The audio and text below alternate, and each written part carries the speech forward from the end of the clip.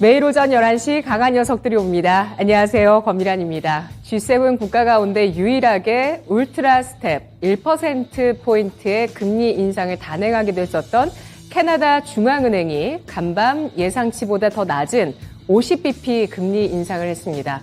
이렇게 해서 현재 캐나다 중앙은행이 정한 기준금리는 3.75%인데요. 또 캐나다 중앙은행 총재는 인플레이션을 꺾기 위해서 해야 할 일이 더 남아있다라면서도 긴축 국면이 결국에는 끝날 것인데 그 끝에 더 가까워지고 있다고 발언했습니다. 또 경기와 물가 사이에서 균형을 찾기 위해서 노력 중이라고 언급하기도 했는데요. 캐나다 중앙은행의 인플레이션 목표치는 2%, 그리고 현재 캐나다의 물가 상승률은 6.9%입니다. 과연 연준도 그동안 이어왔었던 고강도의 긴축 진행을 멈춘다는 시그널을 조만간 주게 될 것인지 11월, 12월 FOMC 온 관심이 집중돼 있습니다. 세 분 만나보시죠. 안녕하십니까? 안녕하세요. 안녕하세요. 네, 오늘 목요일장의 강한 코멘트 지금 보겠습니다. 신상원 전문가 형만 좋아해, 이정호 전문가 FOMC까지 즐기자, 최인호 전문가 위기에 처한 한국 반도체. 이 가운데서 이정호 전문가 의견부터 들어볼 텐데요. FOMC 회의까지만 즐기면 이후에는 좀 흐름이 바뀔까요? 오늘 장 같은 경우는 굉장히 상승에 대한 그 희망과 또 자신감이 엿보이잖아요. 어떻게 보십니까?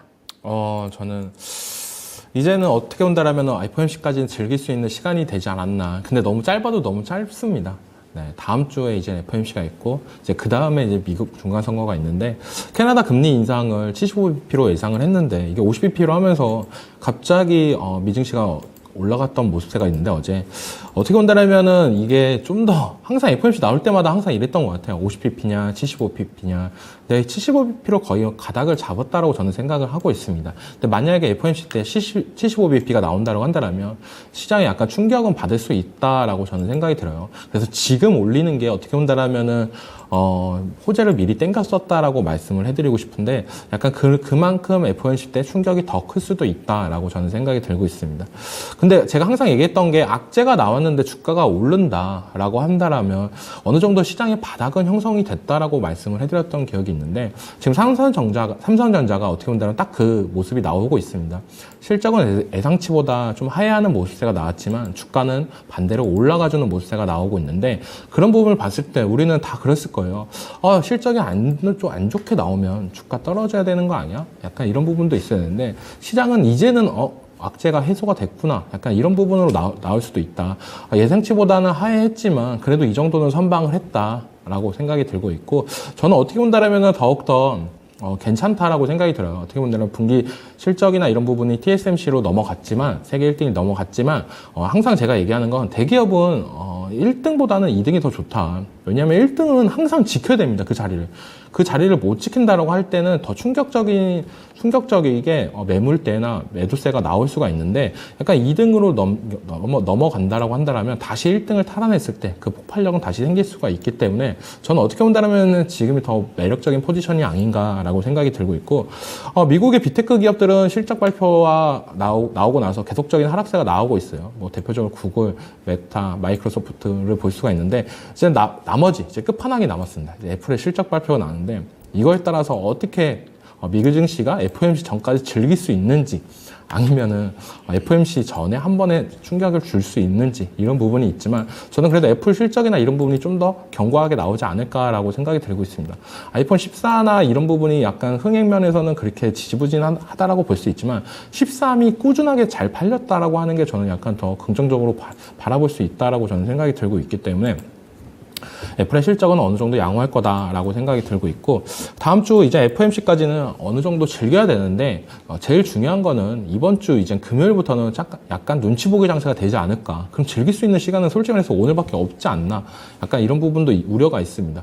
하지만 내일 장 초반까지는 어느 정도 상승 랠리는 이어갈 것으로 저는 생각이 들고 있기 때문에 좀 더 이 분위기를 즐겼으면 좋겠고 지금 어떻게 본다면은 어제 장이 좀 특이했던 부분이 코스피는 되게 강세를 보였는데 코스닥은 약세를 보였어요. 이 말은 어떻게 보면 대형주 장세로 넘어가는 분위기가 되지 않나라고 생각이 들고 있는데, 이런 대형주 장세로 넘어갈 경우에는 어떻게 본다면은 소형주나 저평가주 이런 부분이 약간 잘 못 갔던 경향이 있기 때문에 그런 부분을 좀 참고했으면 좋겠고, 약간 포트폴리오도 지금은 어떻게 본다면 다각화가 좀 필요하다라고 생각이 들어요. 뭐 다들 좋다는 2차전지 뭐 이런 부분은 다 갖고 계실 거라고 보는데, 그런 부분에 있어서 대형주, 소형주 이런 부분도 좀 분류하면서 가져가는 전략도 괜찮다라고 말씀을 해드리고 싶습니다. 네, 알겠습니다. 지금은 11월 FOMC 직전까지 기대 랠리가 이어질 수 있는 환경이라고 보고 있고요. 그리고 배터리주 가운데서 중소형주가 좀 더 유리할 수 있겠다는 전략을 세우고 있습니다. 어제 강한 녀석들에서 121선 돌파 여부에 대해서 여러분께 질문 드렸던 삼성전자가 오늘 장 돌파했습니다. 이제 안착을 좀 해야 될 것 같은데, 삼성전자의 주가는 현재 59,000원대 움직임을 보여주고 있죠. 삼성전자가 먼저 121선을 뚫고 있고요. 코스피 같은 경우는 이제 위쪽으로 60일, 120일이 남아있는 상황인데요. 삼성전자 6만원 선 이제 코앞에 두고 있습니다. 예, 요 기준으로 보니까 아직 못 뚫었네요. 지금 제가 보는 차트 기준으로는 뚫었거든요. 예, 제 MTS가 잘못됐을 수도 있습니다. 자, 뚫었나요? 신상원 전문가님? 네, 아까 뚫었다가 지금 뭐 599 왔다 갔다 하고 있네요. 네. 예. 장중 고점이 이 69,100원. 예, 장중 고점 61,100원을 기록했습니다. 자, 그러면 세 분께 질문 드릴게요. 오늘 목요일장이고요. 다음 주 목요일에 11월 FOMC 회의 결과 알 수 있습니다. 목, 금, 월, 화, 수. 자, 지금 이 시점에서 현금 비중에서 주식을 더 늘릴 생각이시면 초록불이고요. 그렇지 않으면 빨간불 주시기 바랍니다. 오늘 현금 비중에서 주식으로 더 채우시려면 초록불을 주시고요. 비중은 계속 유지하고 트레이딩만 하겠다고 생각하시면 빨간불입니다. 보시죠.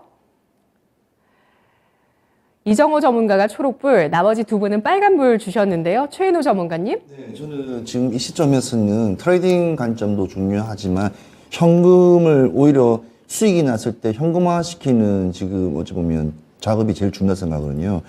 지금 시장이 지금 계속 일단은 저점에서 올라가긴 올라가지만 삼성전자의 수급을 인해서 올라가긴 올라가지만 이 삼성전자와 좀 대형주들의 외행들의 어찌 보면 부분이라 저는 생각하기 때문에 이 12월 달까지 딱 2달 남았네요. 거의 이제 40거래일 남았는데 또 한 번에 또 한두 번의 큰 또 조정 기간과 한 번에 또 이렇게 뭐 산타 랠리라든지 여러 가지 국면은 도달하게 되지만 그때 또 한 번 휘청거릴 수 있는 또 그러니까 4분기 마지막 어찌 보면 제일 중요한 예를 들어 보면 섹터 부분의 시점에 저는 봤다고 생각합니다. 그래서 무조건 저는 현금화시킨 상태에서 한번 강한 눌림목이 들어올 때 그때 악장일 때 매수로 한번 다시 돌아서는 게 좋다고 생각합니다. 네, 알겠습니다. 이렇게 장 분위기가 좋고 확신에 찼을 때보다 시장이 다시 한번 우려할 때 적극적으로 비중을 늘리는 것이 맞다는 의견이었습니다. 지금 수익이 나셨다면 어느 정도 또 현금화해서 그 다음을 한번 노려보자는 의견도 주셨고요. 11월 FOMC 이전까지 재미가 없을 수도 있지만 네, 비중 조절하셔서 또 종목 한번 교체해 보시는 것도 좋을 것 같은데 신상원 전문가님, 네, 2280선 돌파했습니다. 박스권 상단 위로 올라서고 있는데요. 빨간불 주셨어요? 네, 어제도 이제 말씀드렸지만 취하지 말고 취하라 이렇게 한 거를 이어서 말씀드리자면 예. 뭐 2300을 확실하게 지지해도 늦지 않았다라는 말씀 항상 드립니다. 그리고 멀리 보면은 한 6월 13일에 그 갭 거기까지도 이제 보는 건데 지금 뭐 솔직히 다 수익이 이렇게 랠리가 조금 나온다고 수익인 분이 어디 있겠습니까? 근데 지금 만약에 단기적인 접근으로 하신 종목들이 있다면 아까 최인호 전문가님 말씀처럼 어쩌면 또 충격이 올 수도 있는 항상 우리는 좀 불안한 지금 최근 저점을 통과하고 있잖아요. 그러니까 무리하지 않고 좀 현금을 갖고 있는 게 이런 시장에서 가장 든든한 전략 아닐까 그렇게 생각을 하기 때문에 빨간불을 선택했습니다. 네. 이정호 전문가님은 초록불 주시면서 주식 비중을 조금 더 늘려나가실 생각이시라고요? 저는 오늘, 내일만 좀 늘렸다가 네. 내일 한 10시 이후로는 좀 빼는 전략이 좀 괜찮지 않을까라고 생각이 들고 있고 어차피 좀 보수적으로 하셨던 분들은 FOMC 이후로 하셔도 뭐 무난하다라고 저는 생각이 들고 있기 때문에 좀 참았던 분들은 더 참으시고 좀 지금 적극적으로 하시는 분들은 내일까지는 좀 즐길 수 있다라고 생각이 들어서 초록불로 했습니다. 네, 알겠습니다. 내일까지는 오전장까지 늘렸다가 곧바로 오전장이 끝나기도 전에 비중을 빠르게 줄이는 전략을 펴겠다는 의견 주셨습니다. 아주 단기적인 그런 비중 확대 이후에 다시 한번 5대5의 주식과 현금 비중으로 가져가겠다는 의견을 주셨는데요. 자, 그러면 3분기 실적 시즌에 대한 질문도 한 가지 드리겠습니다. 지금까지 반응을 봤을 때는 어닝 쇼크였던 종목군들이 고개를 들고 있습니다. 특히 더 탄력을 주고 있는 종목도 게임주에서 위메이드 나오고 있고요. 앞으로 실적 시즌에서 실적이 좋을 것으로 예상되는 종목보다 어닝 쇼크 종목에 접근하는 게 더 유리하다고 보시면 초록불 주시고요. 실적을 기준으로 매매하지 않겠다고 보시면 빨간불 주시기 바랍니다. 어닝 쇼크 예상 종목을 오히려 사겠다는 의견은 초록불이고요. 네, 실적을 보지 않고 매매를 진행하겠다고 생각하시면 빨간불입니다. 네, 최인호 전문가 노란불 주셨고, 그리고 이정호 전문가는 노란불이신가요? 네. 신상원 전문가님도 노란불이시고요. 예, 신상원 전문가님? 네, 뭐 다 병행해서 봐야 된다고 생각을 합니다. 종목마다 특징이 있는 거 좀 그런 것 같아요. 흐름이 안 좋은 추세로 계속 떨어지다가 실적이 이제 쇼크가 나오는 결과가 나오면 이거 악재가 이제 그래 이것 때문에 떨어졌으니까 이제 올라가겠지 하는 반응이 나오는 그런 거래가 집중돼서 반응이 나오는 종목도 있는 반면에 꾸준히 밑에서부터 올라가면서 실적을 기대하면서 가는 종목들도 있기 때문에 병행해서 보고 그러니까 흐름을 보면서 그러니까 뭐 파동을 보면서 종목을 매매하는 게 낫다고 봅니다. 지금은 그리고 또 아까도 말씀드렸지만 하락 구간이기 때문에 이 구간을 좀 짧게 보시는 게 좋을 것 같아요. 뭐 5일 또는 10일 예전에 갑자기 그 5일장 말씀하신 게 이제 최 전문가님 말씀이 생각나는데 네. 그렇게 좀 짧게 대응하는 게 더 나을 것 같아서 다 병행해서 보자 이겁니다. 예, 주식을 담가도 들어갔을 때부터 한 5일 정도 혹은 10일 정도 지켜보는 게 최장기간의 대응이라고 의견 주셨고요. 최인호 전문가님. 일단은 지금 시장이 불안한 시장이지 않습니까? 저는 뭐 개인적인 트레이딩 하는 방식이다 하지만 저는 주식은 대응의 영역이라고 생각합니다. 그러면 주가가 조금 올라간다. 그러면 내려갈 거 생각하고 아니 내 종목이 조금 시장에서 많이 눌려있다. 그러면 해치적인 부분에서 저 같으면 그냥 코덱스 인버스 같은 종목을 일단은 지금 많이 빠졌을 때 들어가서 오히려 장이 하락했을 때 어찌 보면 반대를 어찌 보면 이렇게 반대 매매로서 어찌 보면 수익권을 낼 수 있는 방법도 있고 아니면 아까 전에 하신 것처럼 신상호 전문가님 말씀하신 것처럼 일단은 현금화 시킨 상태에서 일단 시장 뷰를 보면서 일단은 스케줄로 대응하는 방법도 있고 여러 방법이 있는데 저는 그냥 지금 시장이 워낙 좀 불안한 시장이기 때문에 중대형주가 일단은 좀 많이 좀 시장 뷰가 좀 흐립니다. 그래서 오히려 소형주 중에서도 좀 특색 있는 종목들을 유심히 좀 장기적인 시점 한 20거래를 보면서 그 파동의 흔들림을 한번 보시면서 대응하는 것도 미래 종목을 좀 옥석을 발굴하는 시점이라고 저는 생각합니다. 네, 지금 소형주 위주로 대응해보겠다는 전략을 주셨고요. 또 이정호 전문가님 금요일에 애플 실적 발표 앞두고 있다는 점을 주목해 주셨는데요. 네. 실적 기준으로 매매를 하긴 하지만 어닝 쇼크주는 들어가진 않겠다는 의견이시죠? 네, 어닝 쇼크는 굳이 들어갈 필요가 있나라고 생각이 들어요. 그리고 요즘 실적 장세니까 실적에 따라서 그날의 상승폭이나 하락폭이 나올 수가 있기 때문에 실적은 중요하다라고 말씀을 해드리고 싶고 저는 어떻게 본다면 실적을 기대하고 들어가는 전략보다는 실적을 보고 나서 들어가도 충분히 다 올라가지 않나라고 생각이 들고 있습니다. 그만큼 시장이 어떻게 본다라면은 확인하는 심리가 좀 강하다고 생각이 들어요. 실적이 잘 나왔다라고 해서 갭 뜨고 나서 그 다음에 확 떨어지는 것보다는 그날 어느 정도 갭이 뜬 다음에 더 추가적인 상승세가 나오는 부분이 있기 때문에 그런 부분을 봤을 때 지금 시장은 약간 보고 나서 들어가자는 분위기가 많기 때문에 그렇게 해도 무난하다라고 생각이 들어서 노란불로 했습니다. 네, 첫 번째 코멘트 알아봤고요. 이어서 두 번째 코멘트 들어가 보겠습니다. 두 번째 코멘트는 최인호 전문가인데요. 위기에 처한 한국 반도체. 상당히 네. 지금 3분기 지금 실적들이 지금 대형주들이 상당히 힘듭니다. 제가 왜 위기에 처해있는 한국 반도체라고 이렇게 잡았냐면 지금 시장은 계속 하방을 계속 눌리면서 내려가고 있는데 이 5대 수출 종목들 중에서도 제일 지금 큰 시장인 반도체 시장이 아무튼 내실적으로 봤을 때는 상당히 수익은 많이 벌었지만 주가의 흐름이나 미래 시장성 봤을 때는 상당히 지금 뷰가 흐린 날씨입니다. 그러니까 장마가 오기 전에 한국이 한 5, 6월 정도, 6월의 날씨죠. 봄이 끝난 날씨인데 세계 순위 1위 TSMC, 2위 엔비디아, 그 다음에 삼성전자가 되어버렸습니다. 우리가 삼성전자 하면 TSMC와 이렇게 어깨를 나누면서 반도체 시장에 어찌 보면 패권을 주도할 수만큼 상당히 좀 큰 사이즈로 나오고 있었는데 실제로 이 엔비디아에도 이게 미치는 좀 시장이 좀 되었거든요.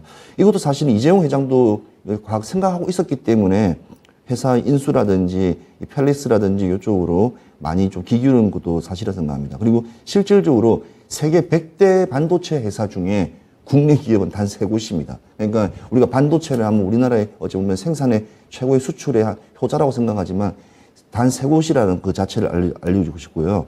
우리가 다들 알고 있는 삼성전자, SK 하이닉스, 그 다음에 SK 스퀘어 이 정도 수준으로 보시면 될 것 같고요. 저는 이제 2023년입니다. 그러니까 2023년이 돌아오죠.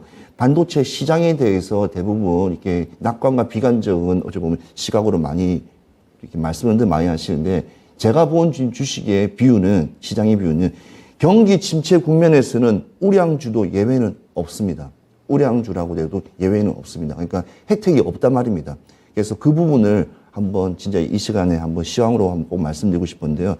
부진에 대해서는 항상 뭐든지 이유는 있습니다.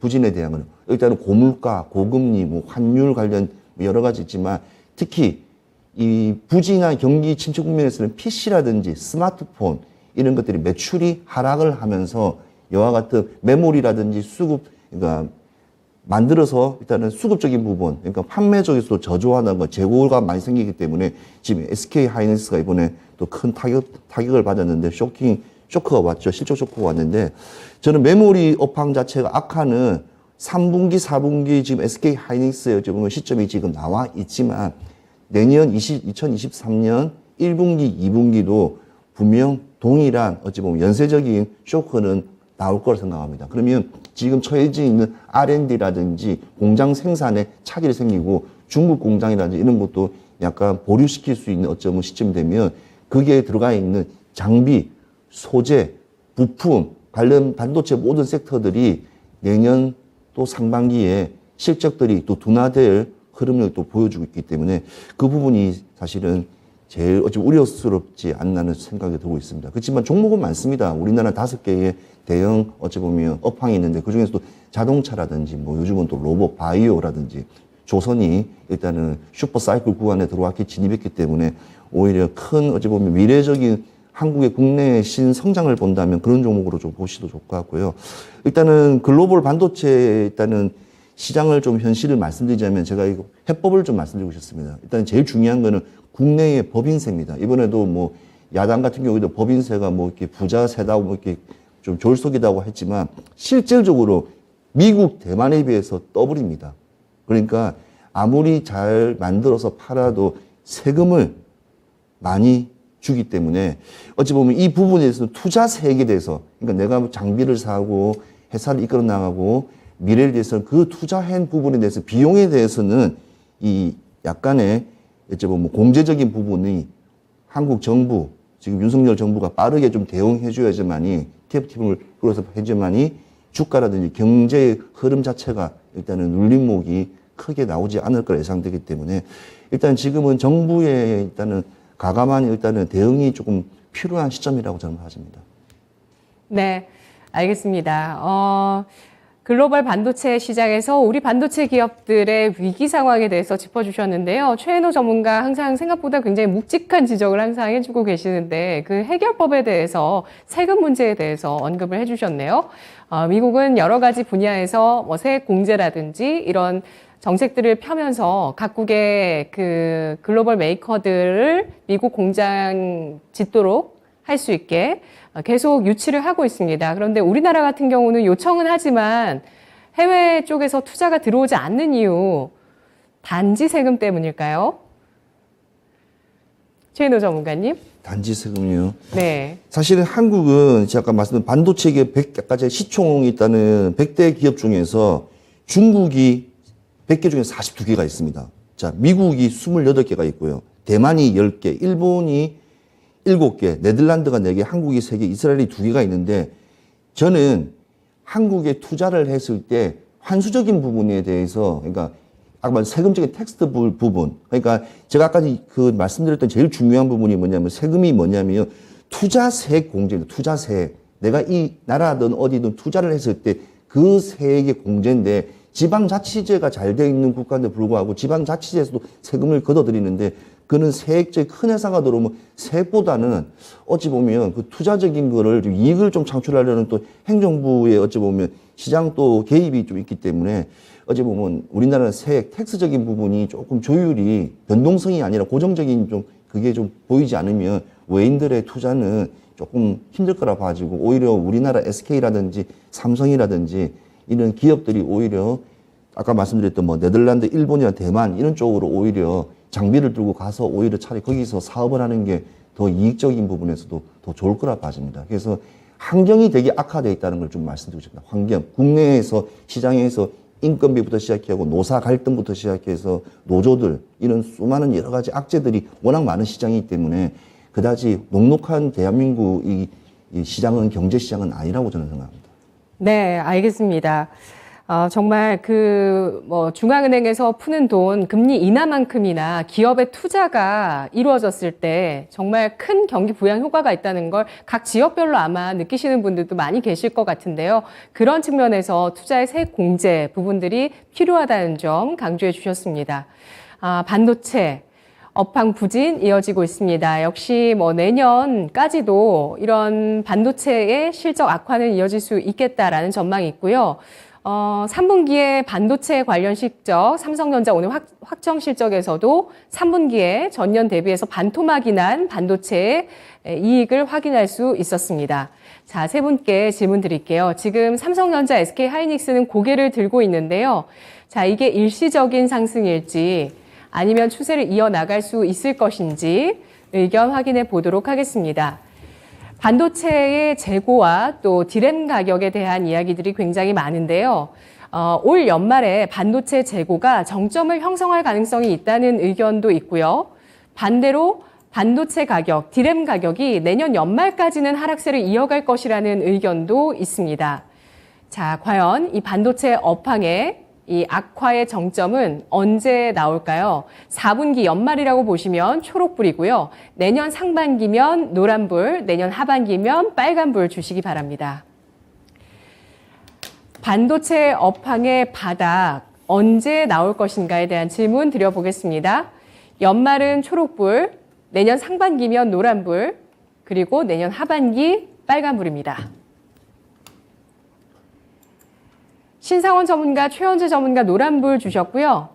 그리고 이정우 전문가는 빨간불을 주셨네요. 이정우 전문가님, 반도체 업황 회복까지 시간이 1년은 필요할 거라고 보시네요. 네, 1년 정도는 필요하다라고 생각이 들어요. 삼성전자 같은 경우도 지금 어떻게 본다면 1년 정도는 쉬었다라고 생각이 들어요. 2021년부터 거의 1년 쉬고 2년 쉬고 3년 정도 쉰다라고 한다면 거의 바닥권이지 않을까. 그때는 근데 주가는 더 올라갈 가능성은 있습니다. 시장이랑 주가랑 꼭 같이 간다는 게 아니라 시장이 어느 정도 살아난다라고 한다면 더 주가는 더 올라갈 수 있는 부분도 있고 바닥을 찍었을 때 주가가 더 올랐던 부분도 있는 부분도 있기 때문에 저는 전체적인 반도체 시장은 내년 하반기쯤은 돼야 좀 더 나아지지 않을까. 그 다음 연도부터는 좀 더 긍정적인 평가가 나오지 않을까라고 생각을 하고 있습니다.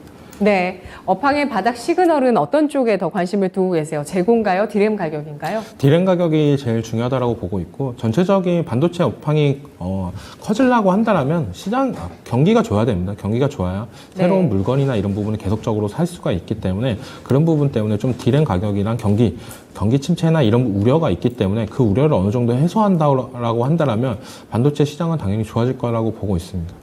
알겠습니다. 글로벌 경기의 바로미터 반도체입니다. 최인호 전문가님, 네. 노란물 주셨어요. 네, 저는 노란물 좋습니다. 저는 내년 하반기까지라고 좀 봐지고요. 내년 상반기가 내년 노란불? 상반기, 하반기, 예, 예. 똑같이, 예. 색깔이 바뀌었네. 빨간색이었는데. 아, 네네. 빨간불이시군요. 네, 내년 빨간불이요. 하반기로 예상해 하반기인데 주시고요. 저는 사실은 제일 우려스낀 게 뭐냐면 지금 삼성이나 SK가 지금 계속 이제 증설 작업을 계속 진행되고 향후 10년까지도 계속 들어갑니다. 그러면 제일 중요한 게 장비예요. 장비가 비싸긴 한 200억에서 싸게는 50억 정도 되면 수백 대에서 수천 대가 다 들어가게 되는데 이 장비가 원래 트레이딩이 되어야 돼요. 그러니까 우리 장비 업황도 올라가면 그 중고 장비를 이렇게 다른 나라라든지 또 그런 데 수출을 하거든요. 그런 또 우리 종목들이 있습니다. 뭐 스폴로블 글로벌이라든지 러셀 같은 종목 같은 경우에는 이제 그걸 다시 이렇게 뭐 데이터를 바꿔온다든지 업그레이드 해가지고 해외 시장에 팔고 하거든요. 이는 이제 동반적으로 그러니까 이 두 개의 건물들이 톱탑이 무너지면 약간 수급적인 부분도 있겠지만 여러 가지 공장 증설 부분에 그 들어가는 필요한 장비들이 신규 장비들이 좀 대거 많이 들어가지 않으면 이게 체인지가 되지 않습니다. 우리도 핸드폰을 쓰면 2년 후 되면 다른 기기로 갈아타지 않습니까? 그러면 그 기계를 사주는 사람이 있을 거 아닙니까? 팔거나 하고 그다음 그걸 쓰는 사람이 있지 않습니까? 그 중간에 여러 가지 반도체 이 생태계 자체가 전반적으로 다 무너지기 때문에 사실 업황 전반적으로 사실 이 살얼음이라고 저는 생각하거든요. 그래서 조심 있게 진입구가 뭐 각계적인 어찌 보면 개별 장세는 이루어지겠지만 그렇지만 조심해야 될 것은 진짜 이 전반적인 흐름을 한번 잘 보시면서 내년까지는 오히려 전자전기 부분은 조금 조심스럽게 좀 두드리시는 게 저는 이렇게 좀 이익을 볼 수 있는 구간을 좀 접하지 않을까 하는 생각이 듭니다. 네, 삼성전자는 당분간 5만 전자 선에서 움직일 거라고 보시네요. 네, 맞습니다. 예, 신상훈 전문가님. 네, 저는 어차피 이제 내년 하반기가 되겠죠. 내년 하반기부터 이제 좀 꿈틀꿈틀 거릴 거라고 보고는 있지만 실제로는 아마 내년 상반기 1분기, 2분기에 저점을 찍고 올라가는 그런 뭐 모습이 나올 것 같아요. 뭐 CPU가 새로운 게 또 나온다든가 또는 이제 뭐 메타버스 관련 뭐 이런 로봇 관련 이제 부품주들 이런 것들이 좀 나오게 되면 반도체는 또 필요하게 되거든요. 그리고 또 램 가격도 이제 또 영향을 미칠 것 같은데 시점으로 보는 건 뭐 정확하게 누가 그걸 맞힐 수 있겠습니까? 근데 예상을 해보면 그쯤이 저점이 되고 연말이 되면은 점점 살아 올라오는 시장 주가의 흐름도 나올 거로 그 정도 예상은 좀 어느 정도 해볼 수 있기 때문에 일단은 내년 상반기를 한번 예상해 봤습니다. 네. 네. 기업들이 느끼는 체감 경기가 계속해서 하락하고 있습니다. 그런데 여기에 추가적인 더 하락 가능성도 남아있다는 점에 대해서 여러 우려감들이 있죠. 공사 대금을 받지 못하는 기업들도 요즘 나오고 있다는 소식들도 있고요. 그리고 반도체뿐만 아니라 TV, 디스플레이 등등의 재고가 많이 쌓여서 공장 가동이 중단되는 쪽도 나오고 있습니다. 자, 그래서 제한된 어떤 주가 회복력이 있을 수 있다는 점에 대해서 세 분 다 얘기를 해주셨는데요. 마지막 코멘트 알아보도록 하겠습니다. 마지막 코멘트는 신상훈 전문가, 형만 좋아해. 형이 있으신가요? 저는 보시다시피 의젓하게 첫째입니다. 첫째시고요. 네.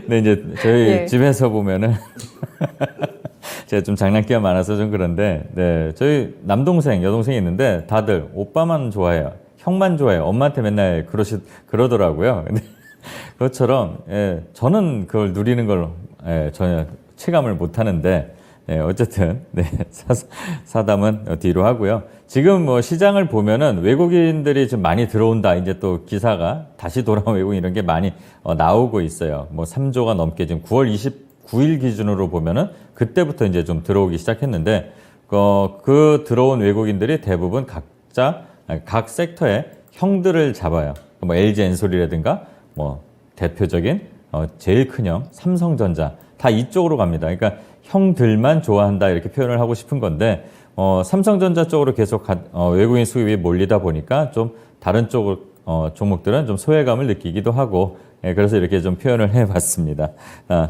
자, 삼성전자 계속 이제 얘기가 좀 나오고 그랬는데 저는 또 먼저 말씀드리자면 삼성전자는 좀 다른 데와 좀 다르게 감산하는 것과 다르게 인위적인 감산은 안 하겠다 이런 얘기를 한 것 같은데 그런 부분을 보면서 또 삼성전자를 쫓아서 매수 길게 보시는 분은 삼성전자를 언제든지 매수해도 된다고 저는 말씀을 드렸지만 그게 아니라면 쫓아가는 종목들 어제도 이제 잠깐 말씀을 아침에도 드리고 그랬었지만 장비 회사들 관련된 회사들 월덱스라든가 원익 IPS라든가 지오 엘리먼트 이런 종목들을 한번 살펴보는 것도 어떨까 해서 이런 말씀을 먼저 드리면서 시작합니다.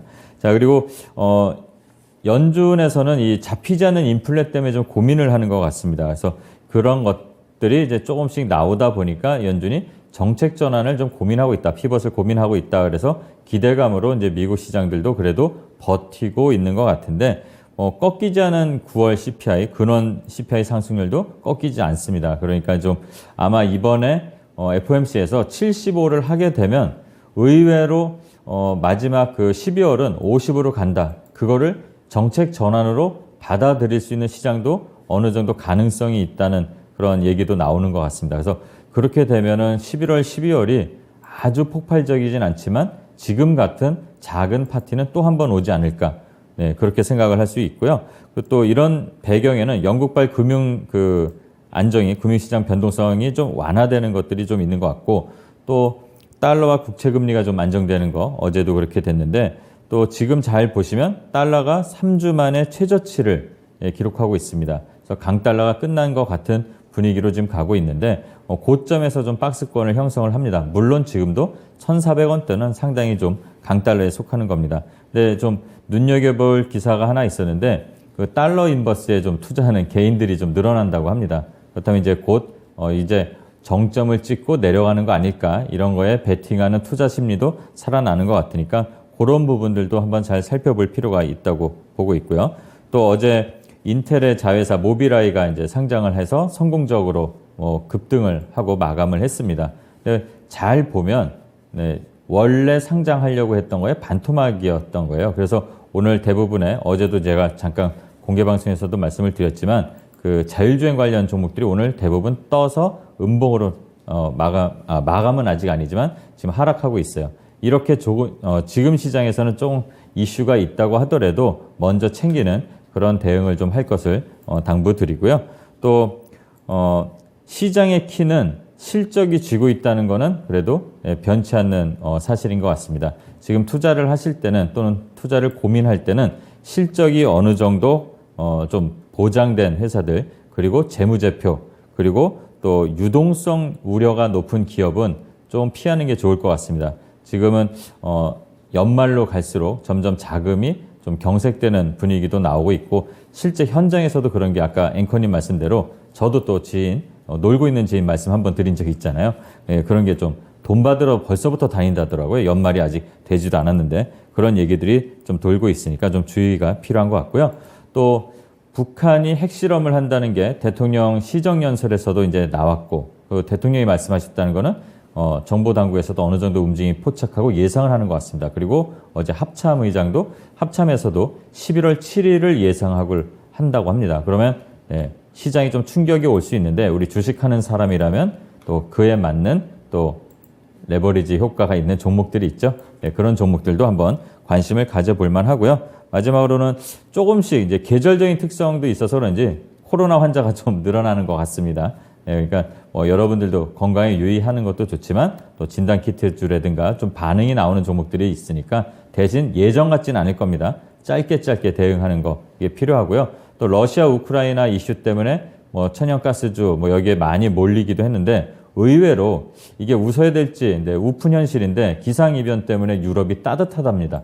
그래서 천연가스가 급락했으니까 관련된 종목들 투자할 때는 좀 그런 날씨까지도 좀 봐야 되는 그런 게 좀 있는 것 같아요. 그런 주의를 부탁드리고 이렇게 시황을 잠깐 마치겠습니다. 네, 올 겨울 다 보내봐야 되겠지만 그래도 지금까지는 예년보다 유럽이 따뜻하다니까 정말 다행이라는 생각이 듭니다. 생활고가 엄청나더라고요. 유럽 지역은. 그런 많은 분들의 고통이 조금은 줄어들 수 있는 그런 날씨네요. 자, 자, 세 분께 질문 드려보도록 하겠습니다.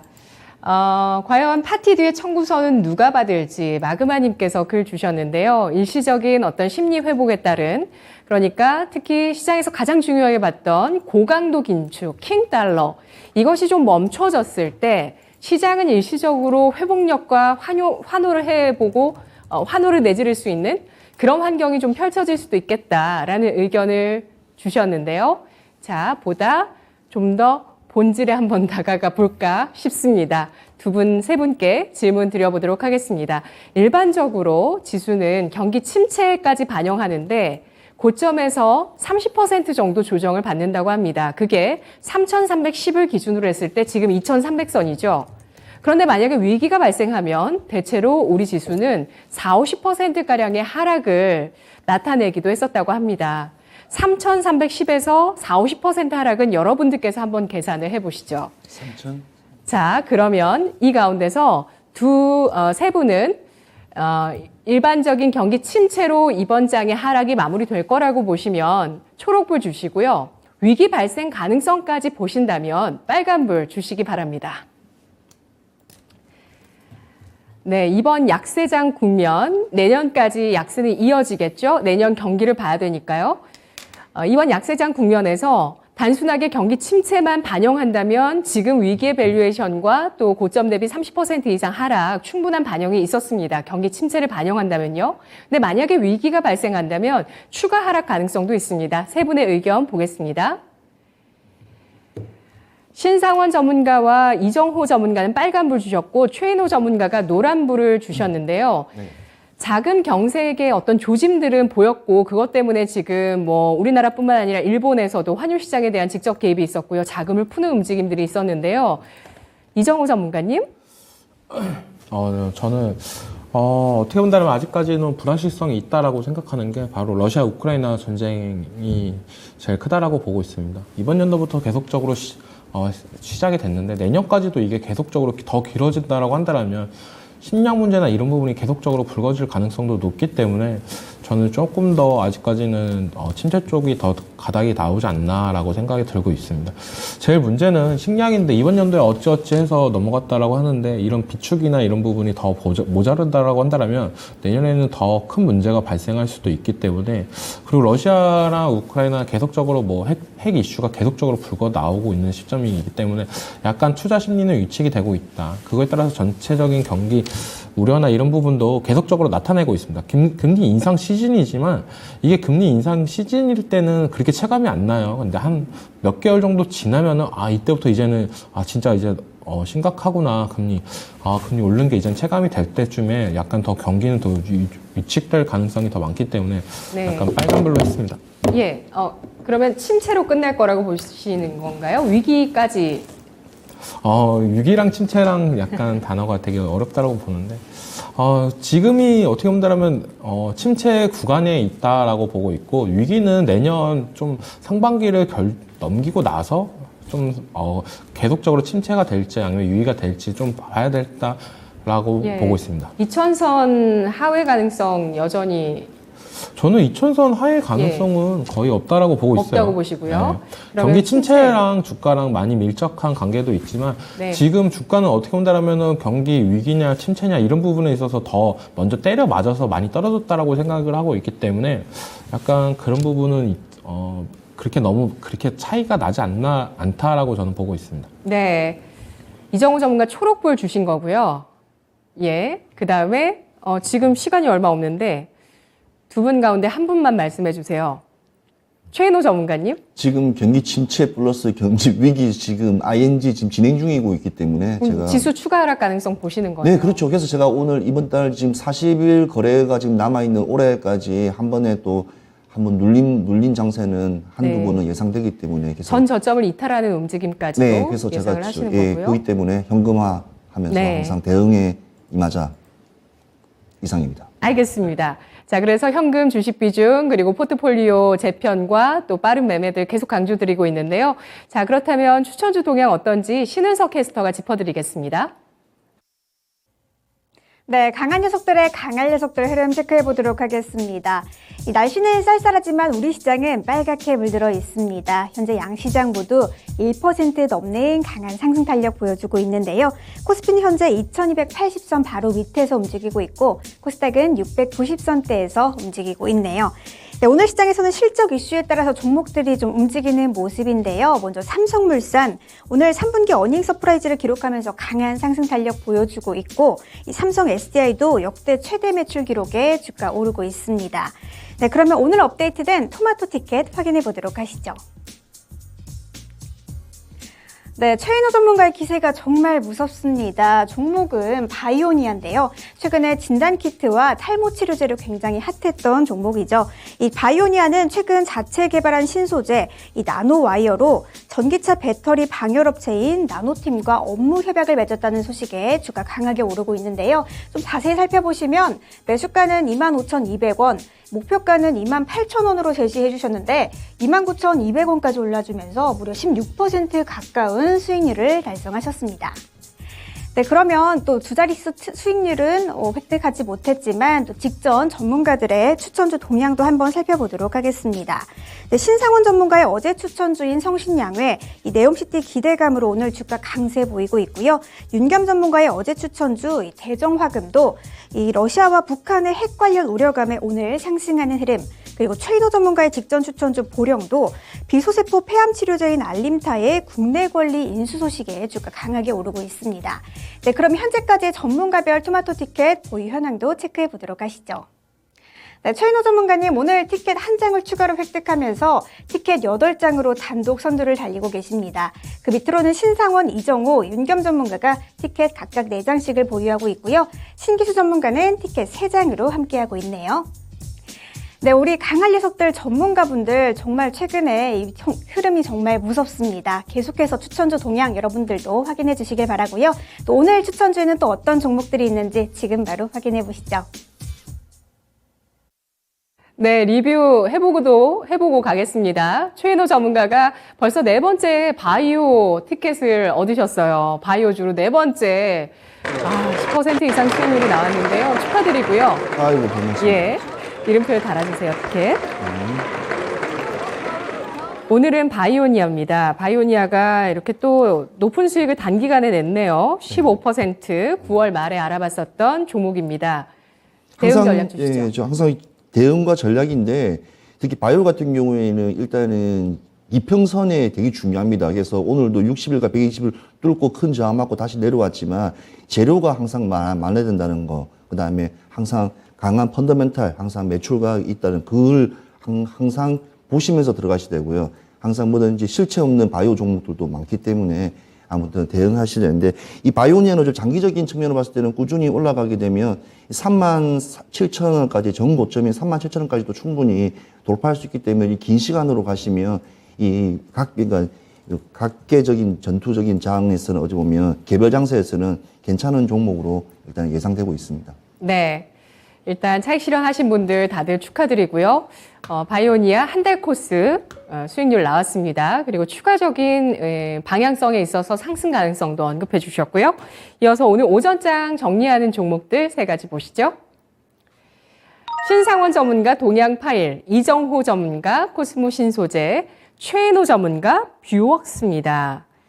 이정호 전문가님 종목부터 볼게요. 코스모 신소재 양극재 기업이죠? 네, 맞습니다. 어떻게 본다라면 지금 시장에서 2차전지 중에서 관심을 많이 받고 있는 게 양극재 회사다라고 생각이 들고 있고 코스피에 상장된 2차전지 관련주들이 더 두드러진다라고 말씀을 해드리고 싶어요.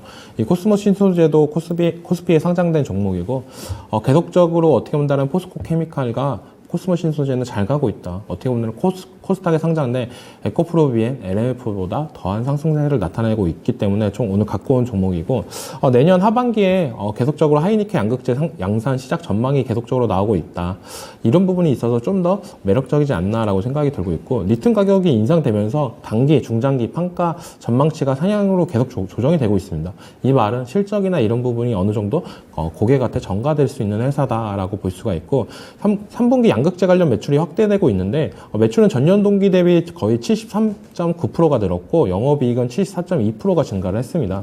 이런 부분이 회사 입장에서는 계속적으로 2, 3년 이상을 더 증가될 거다라고 보고 있는데 그만큼 어떻게 본다면 2차전지 소재 회사들은 지속적인 상승세가 나올 수 있다라고 저는 생각이 들고 있고 지금은 어떻게 본다면 고가권이다라고 생각이 들 수 있어요. 그리고 손절가는 어떻게 본다면 6만 원 좀 타이트하게 잡고 직전 고점이었던 매물대 구간 이 구간을 이탈한다라고 한다면 잠깐 피해 있다가 다시 재상승 나올 때 타시는 전략도 괜찮다라고 볼 수 있고 지금 이렇게 좀 올라주는 이유는 실적이나 이런 부분이 기대치보다 어느 정도 상회하면서 올라주는 모습인데 이렇게 실적이 좀 잘 나왔던 기업들은 내년까지도 더 실적의 전망치나 이런 부분이 더 기대가 될 수 있는 부분이 있기 때문에 주가 상승 여력은 이번 연도뿐만 아니라 내년까지도 더 기대해 볼 만하다라고 생각이 들고 있고 목표가는 지금 전고 이상인 75,000원까지도 충분히 가능성은 있다라고 말씀을 해드리고 싶습니다. 그만큼 어떻게 보면 2차전지 관련주들, 코스피에 상장된 2차전지 관련주들이 요즘에 시장에서 더욱더 부각을 받고 있기 때문에 코스모 신소재도 더 상승 여력은 있다라고 생각이 들고 있습니다. 네, 자동차 업체들이 배터리 또 이런 소재들 수급에 어려움이 있는 만큼 슈퍼을이 되고 있는 이 배터리 소재 쪽에서 코스모 신소재입니다. 매수가는 현재가, 손절가 엄수입니다. 6만 원 짧게 잡아주셨고요. 목표가는 7만 5천 원 선을 설정했습니다. 다음은 최인호 전문가의 뷰웍스 보겠습니다. 뷰웍스는 어떤 투자 포인트 있을까요, 전문가님? 뷰옥스는 사실 생소할 겁니다. 그리고 이게 왜냐면 이렇게 우리가 이게 치더라도 뷰옥스 하면 잘 안 될 거예요. 번호가 100에 120입니다. 이 코드 번호가요. 제일 중요한 부분인데 제가 옥수수를 가져왔는데 요즘에 지금 중국도 있지만 지금 미국이라든지 북미 시장에 우리나라 임플란트 시장이 상당히 많이 발전하고 있고 실제로 오스템 임플란트도 거래가 재개되면서 상당한 이렇게 수출세도 좀 계속 올라가고 있는데 그에 발맞춰서 3D 치아 스캔 관련된 종목이에요. 왜냐하면 임플란트는 고도에 기술되면 스캔 자체도 조금 더 기술화돼야 되고, 그 다음에 요즘에 또 반려동물 시대에 상당히 많이 지금 시장이 크게 지금 되고 있습니다. 코로나 이후부터 더 커지고 나오고 있는데, 특히 동물병원 같은 데 가면 이제 동물들이 찍는 엑스레이 촬영기 같은 경우는 뷰익스에서 이 디렉터 제조를 하기 때문에 이 반려동물과 같이 이렇게 모멘텀이 같이 있다는 걸 꼭 말씀드리고 싶고요. 그 다음에 임플란트 수출 한번 같이 또 올라가는 부분. 그 다음에 이 회사 같은 경우는 산업용 카메라와 영상 솔루션을 개발 생산하기 때문에 이 산업 자재라든지 근데 지금 네옴시티 같은 경우에도 뭐 이렇게 콘크리트라든지 하면 그 안에 있는 광학적인 산업 광학도 하기 때문에 그런 여러 가지 그 네옴시티 같이 연결되어 있는 재료가 상당히 많습니다. 그리고 지금 아시다시피 주가 차트를 한번 쭉 전반적인 이 의료기계 장비를 쭉 보게 되면 상당히 괜찮은 게 뭐냐면 저점에서 다시 한번 추세가 전환돼서 올라간다는 점이고 상당히 이렇게 매물대에 어디 보면 저항선이 위쪽은 크게 많지 않기 때문에 그러니까 볼린저 밴드만 조금 돌파한다면 충분히 이게 4만 선까지도 지지가 이게 뭐 저항을 뚫고 나갈 수 있다는 점을 대해서 한번 종목 가져왔고요. 이 종목 같은 경우에는 시총이 한 3,400억 정도 되는 건 스몰캡에서도 우량주입니다. 우량주 괜찮습니다. 그리고 참고적으로 매출이 꾸준히 뭐냐면 병원에 대부분 납품하는 데는 엑스레이기 때문에 꾸준하다는 점. 그래서 이런 종목들은 안전하게 안전성을 보유하면서 시장의 흔들림에도 크게 흔들리지 않는다는 점을 다시 한번 말씀드리고 싶고요. 목표가는 4만 원, 손절가는 이번에 납폭 과대 구간에서 3만 550원에서 10월 13일 날 이제 턴어라운드를 했거든요. 그래서 그 부분이 어찌 보면 손절 부분이라 생각하시고 그까지 내려가지 않을 거라고 예상됩니다. 그래서 꾸준히 한번 매집해 보시면 오늘 시장가로에 들어가시면 충분한 좋은 수익 예상될 거로 생각합니다. 이상입니다. 네, 알겠습니다. 뷰웍스입니다. 치아 엑스레이, 동물 엑스레이 기업이고요. 경기 방어주이자 성장주라고 보고 있습니다. 경기 방어주적으로는 일단 의료 쪽, 헬스케어 쪽이라는 의미고요. 성장하고 있는 실적 보여주고 있는 기업이라고 합니다. 뷰웍스 매수가가 현재가고요. 목표가가 4만 원, 손절가는 3만 500원 설정했습니다. 마지막으로 신상원 전문가의 종목인데요. 동양파일 소형주네요. 네, 소형주가 돼버렸죠. 네. 지금 네. 회사는 괜찮은 탄탄한 재정 그리고 뭐 매출도 지금 빨간불들을 다 상쇄하고 많은 매출 성장이 일어나는 그런 회사인데 시장 상황 때문에 지금 5,700원 정도에서 어떻게 보면 낙폭 과대가 나온 종목이라 볼 수가 있습니다. 아까 중간에 좀 말씀드린 것처럼 이렇게 낙폭 과대된 종목 중에 바닥에서 좀 거래가 팡 터지는 게 있습니다. 이 종목이 최근에 한 2, 3주 정도 엄청난 거래량이 터지면서 지금 다시 한번 추세를 돌리려는 그런 기술적인 그런 시도를 하고 있습니다. 그리고 최근 흐름도 나쁘지 않은데 일단은 뭐 말씀드린 것처럼 이 PHC 파일 이 분야가 좀 진입 장벽이 높습니다. 그리고 이 회사 동양 파일은 경기도 수도권과 그다음에 호남권, 영남권 모두 전국을 다 커버할 수 있는 그런 거점을 다 확보하고 있는 회사고요. 또 특성상 건축 이 PHC 파일 특성상 직접 주문을 해서 직접 판매를 합니다. 그러니까 고정된 그런 매출처들이 항상 있는 그런 파트너들이 잘 돼 있는 그런 업체 특성이 있고요. 그리고 유보율도 상당히 높은 편입니다. 그리고 재무제표를 한번 잠깐 이 차트에서 잠깐 간단하게 살펴보면 부채 비율이 거의 10%가 안 됩니다. 그러니까 빚이 없다는 뭐 아까 제가 말씀드린 것처럼 유동성에 주의해서 이제 투자하라 이렇게 드렸는데 이 회사가 지금 시총은 작아진 회사입니다만 지금 원래 자리로 만약에 갈 수 있는 그런 여건 만약에 뭐 그런 아직 확률은 좀 적지만 뭐 네옴시티라든가 건설 이슈에 좀 연결이 된다면 다시 제자리를 갈 수 있는 끼도 있는 그러니까 좀 약간 녀석들 컨셉에 좀 맞는데 주의할 점은 야수의 심장을 가진 분들이 이런 변동성을 좀 겪으셔야 되는 그런 주의할 사항이 있습니다. 그래서 진입 전략을 말씀드리면 지금 현재 가격에서 제가 항상 말씀드리는 3분할로 아래로 해서 천천히 진입을 한번 해보시면 될 것 같고요. 손절가는 변동성이 좀 큽니다. 그래서 2,900원 정도 설정을 하고 목표가는 이 회사의 뭐 BPS 한 5,700원 원래 떨어진 그 가격대 5,700원 정도 5,600원 정도 목표를 하고 한번 대응해 보면 될 것 같습니다. 네, 콘크리트 파일 기업입니다. 매수가 현재가고요. 목표가는 5,600원, 손절가 2,900원 잡겠습니다. 공개 방송 일정 알아볼게요. 신상훈 전문가님. 네.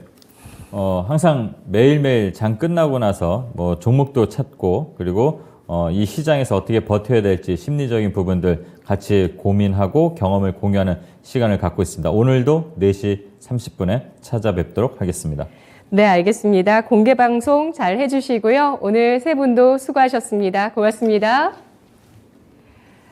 지금까지 투자 판단에 도움드릴 수 있는 내용들 확인해봤습니다. 다만 주가의 상승과 하락을 보장하지는 않습니다. 계속해서 짧은 매매를 이어나갈 시장이라는 평가였습니다. 오전장이었습니다. 고맙습니다.